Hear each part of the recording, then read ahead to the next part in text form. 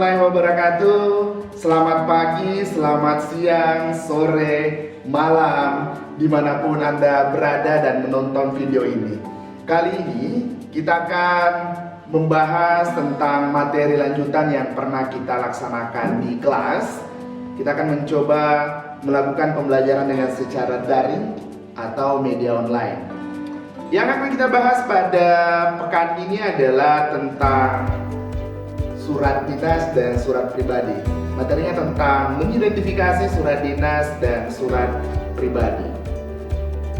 Nah, anak-anakku sekalian, saya yakin di antara kalian masih kurang memahami tentang surat pribadi atau tidak sama sekali pernah menulis tentang surat pribadi. Karena kenapa? Pengaruh teknologi sekarang sudah canggih. Untuk memberikan kabar kepada orang tua, sahabat, dan teman-teman pasti sudah dengan menggunakan media sosial yang Anda miliki. Namun, pada zaman dahulu teks surat pribadi sering digunakan untuk memberikan suatu kabar ke orang lain seperti teman, sahabat, ataupun keluarga. Hampir semua orang menggunakan surat karena pada zaman dahulu belum ada era yang lebih canggih dibandingkan dengan sekarang.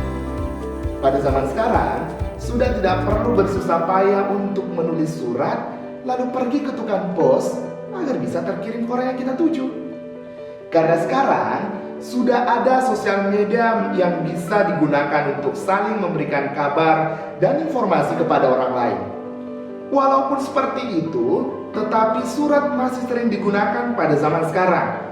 Contohnya saja, saat membuat surat dinas, surat kuasa, surat lamaran kerja, dan surat-surat lainnya.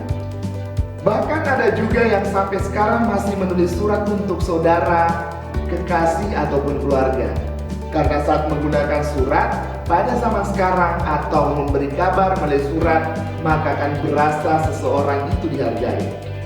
Surat juga bisa digunakan untuk memberi bentuk rasa empati kepada orang-orang terdekat atau orang-orang tersayang. Surat juga bisa digunakan atau dikirimkan kepada seseorang yang tinggal di daerah yang belum terakses oleh internet. Oleh karena itu, pada zaman sekarang, surat juga bisa membantu memberikan suatu kabar atau informasi yang bisa sampai ke tangan seseorang yang dituju atau ke tangan sang pembaca. Baik, itu sedikit pengantar tentang surat pribadi yang hampir jarang kita temui mungkin untuk saat ini. Nah, kali ini kita akan membahas dua hal yang sangat penting antara surat pribadi dengan surat dinas. Kita akan mencoba membahas tentang surat pribadi. Untuk contohnya, Anda lihat gambar yang satu ini. Mengapa nyala lampu kita meninggalkan lubang-lubang tambang?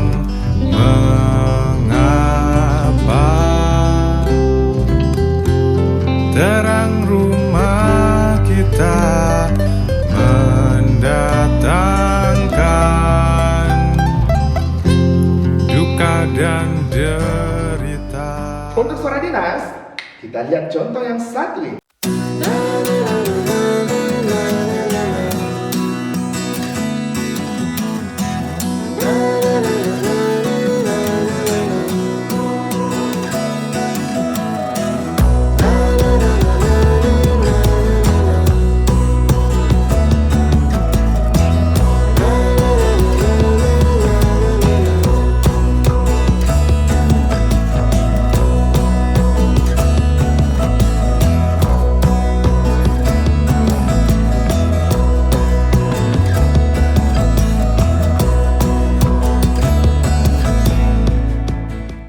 Baik, anak-anakku sekalian, sudahkah Anda mengamati kedua contoh teks surat tersebut? Di mana letak perbedaannya? Kita akan mencoba membahas dengan teks surat pribadi terlebih dahulu.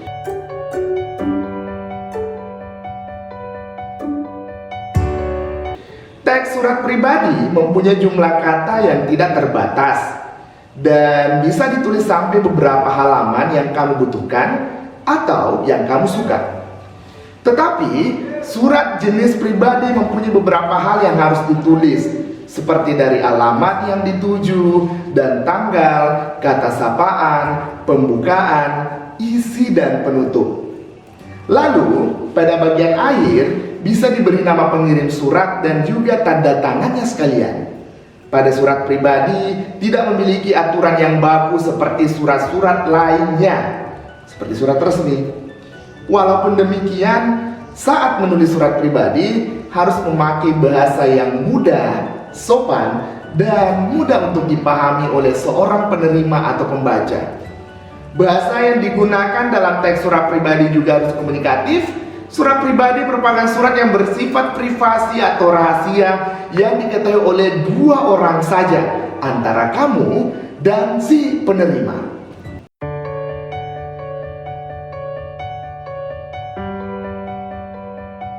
Surat dinas. Surat dinas adalah surat yang ditulis dalam situasi formal dan untuk kepentingan formal. Surat dinas ini dapat ditulis oleh pribadi atau atas nama suatu lembaga pemerintah, perusahaan, atau organisasi yang ditujukan kepada lembaga. Isi dalam surat dinas bersifat resmi berkaitan dengan kedinasan. Bahasa surat resmi singkat dan jelas, serta berpola tetap. Fungsi surat dinas sebagai dokumen bukti tertulis seperti pemberian izin, pengambilan keputusan maupun kesepakatan. 2. Sebagai alat pengingat berkaitan fungsinya yang dapat dijadikan arsip. 3. Sebagai bukti sejarah atas perkembangan suatu instansi. 4. Sebagai pedoman kerja dalam bentuk surat perintah atau surat instruksi. Baik, anak-anakku sekalian, tadi Pak Akbar sudah menjelaskan tentang surat dinas itu seperti apa, surat pribadi itu seperti apa, dan bagaimana cara membuatnya. Kali ini kita cukupkan dulu materi untuk pertemuan ini. Tugas akan menyusul di link di bawah, nanti Pak Akbar akan berikan tugasnya untuk mencoba membandingkan kedua surat ini. Pekan selanjutnya kita akan mencoba membahas tentang struktur surat pribadi dan surat dinas. Dengan akhir kata, wabillahi taufiq wal hidayah. Assalamualaikum warahmatullahi wabarakatuh.